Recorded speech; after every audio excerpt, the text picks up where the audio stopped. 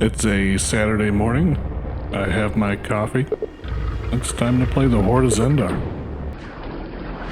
This is one of my all-time favorite maps. Not just in Arcane Dimensions, but in Quake in general. I did play the original map. What stood out most for me, other than the obviously fantastic architectural design of the map, was that there are so many options for different routes provided. For example, those rooms that I just climbed up on top of instead of taking the bridge route. It's something that I didn't realize was an option even in the original map. Gameplay-wise, it's just fantastic. You can play the map over and over again, and you can do different routes each time. The first secret's in this room. We just have to take care of this ogre here and shoot the switch above his head. It'll unlock some armor. I'm gonna save it for later. At this point, I'm gonna wake everyone up. It is Saturday morning after all. I'd like to get this map party started. I'm just gonna kind of passively run around, dodge enemies, try not to take damage. I'm gonna make my way towards the elevator here and activate the lift, but then I'm gonna jump through this window here. That way I can make my way towards the squad damage and try to clear the top section of this map, at least this main part.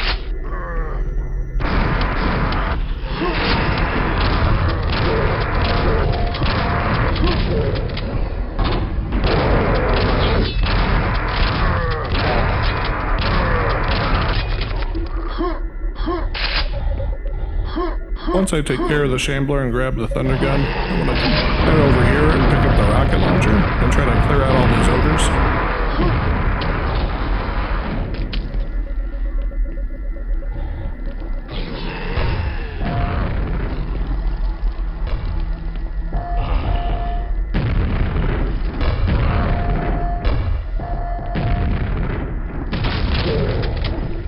There's a secret behind this window, but I'll come back for it later. I want to clear a few enemies first.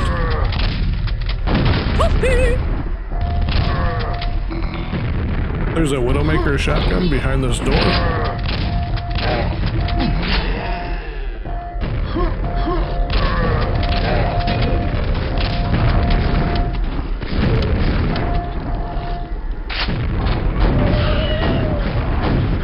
Once it's safe, we can jump up on top of this torch on our first try, our second try, our third try, and then we can collect the mega health.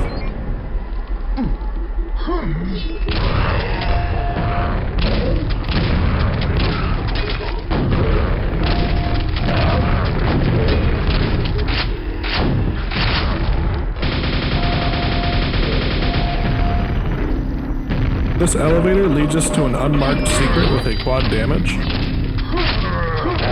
Once you kill that knight, we can shoot this switch here, and the wall to the left will open up. In the original map, there was a spawn in there, which didn't make for a nice surprise.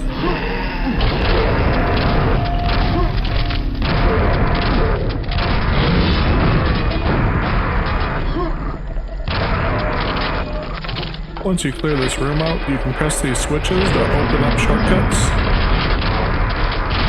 This whole lower section circles around the main hall of the map. So once I clear this room out, I'm gonna go back the other direction and, we'll just do one complete circle.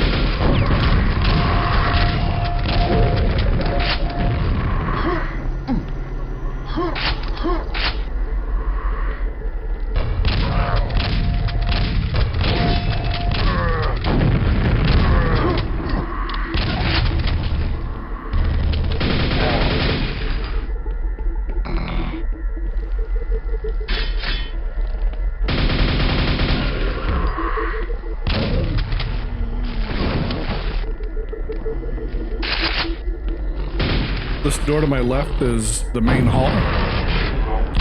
And here we're back in the first room that's below the silver key. So I'm gonna go back up. There's a window I shot open earlier, so I'd like to go revisit that secret.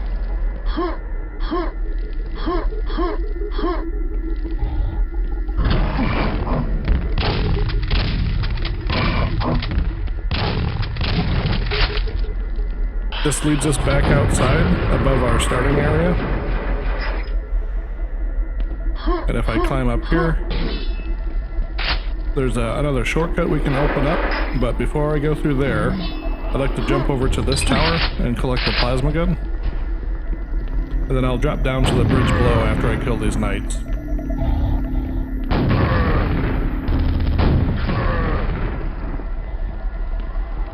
There is a ring of shadows towards the back side of this bridge. Typically, you would pick it up at the start of the map as you're progressing up the bridge. There's a ledge we can jump over to, and then we can hop back on down and take the teleporter back up to the shortcut we unlocked earlier.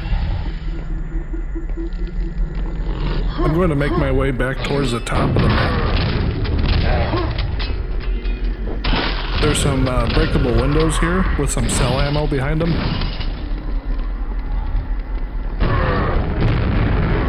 You can hear the party raging on in the main hall down below.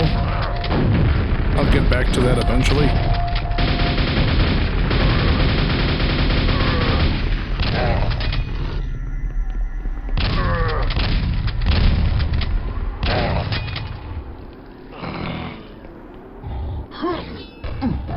There's a secret armor behind this panel. I'll just rain some splash damage down on the mob.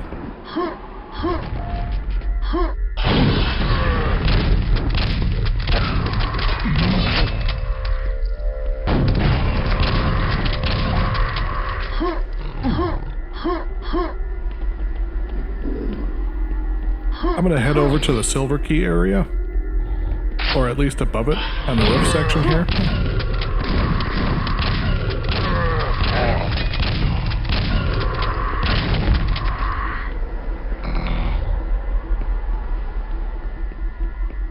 Before I drop down, if you come all the way across here, there's a little secret room with the red armor, with the teleporter that takes you behind the gold door. But I'm gonna drop down and grab the silver key first. There's another secret to get to this room. And there's some more shortcuts we can open up. If you shoot this window, you can look down in the gold key room where we fought the Shambler. I'm gonna head back up. I'm trying to scope out a spot where I can drop down and get to the silver key door. And it's probably best to just drop next to this ogre.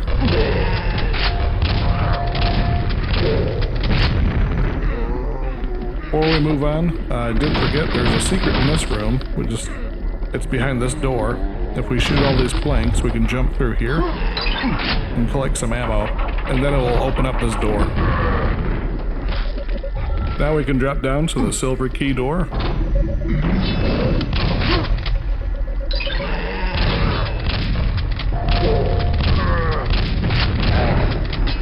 Here we can collect the cloud damage and the super nail gun, and there's a little mini boss fight.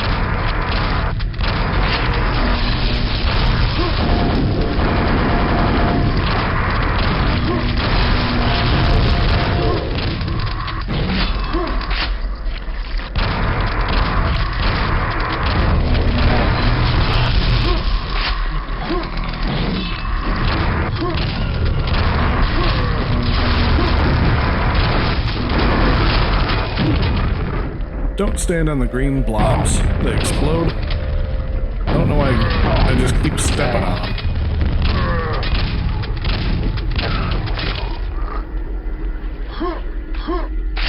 Now, I use the silver key to enter the room.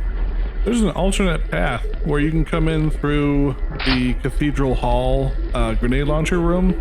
If you go behind zombies, there's a lift that takes you up to the stained glass windows on my right.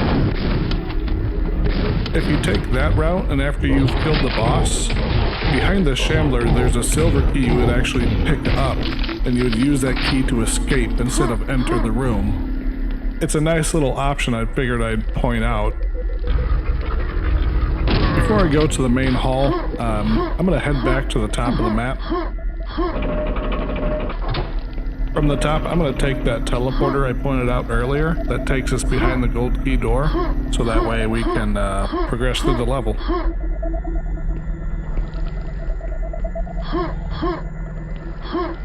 There's probably a better shortcut or a better route to get to where I'm going.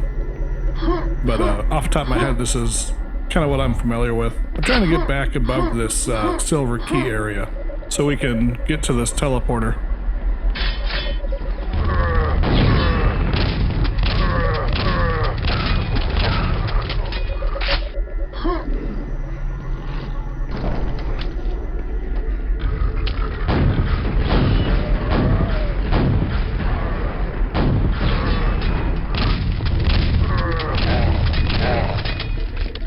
I hope I'm worthy to hold this tome of power.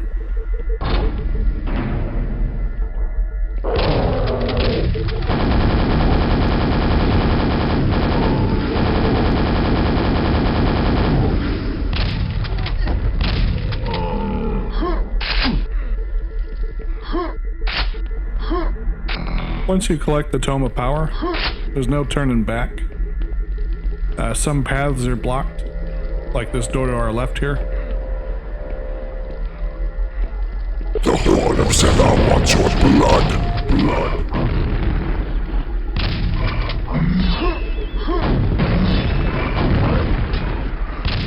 I think that guy was just dancing in the corner.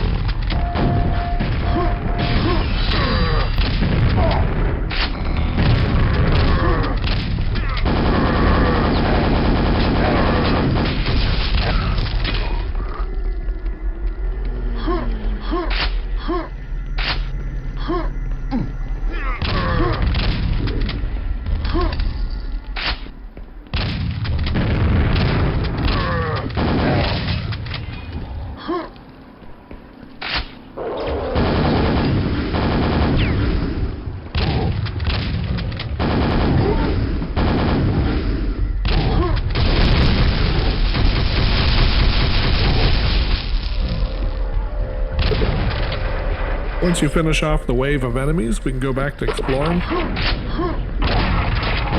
A few stragglers here coming in through the doors that were locked. I'm gonna go back to the main like grenade launcher hall. I'm not sure what to call it. I'll show off some of the paths that are tucked away in there. I'll kill off the enemies that are left in here.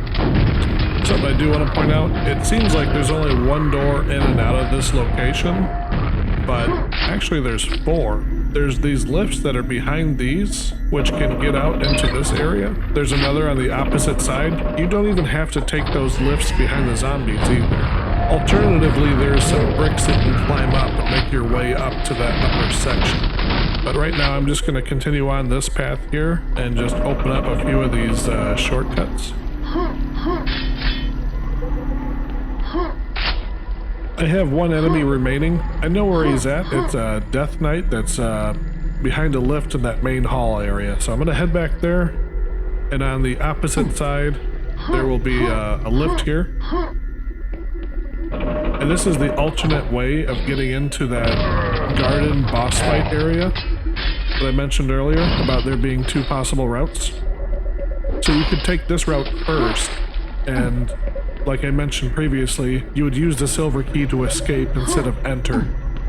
But now that everyone's dead, I'm gonna head back to the main hall and drop down into the floor to go towards the exit.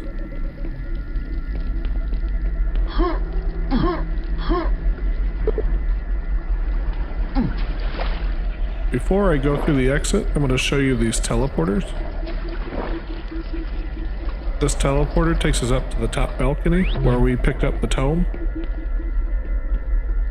And I'm just going to drop back down again.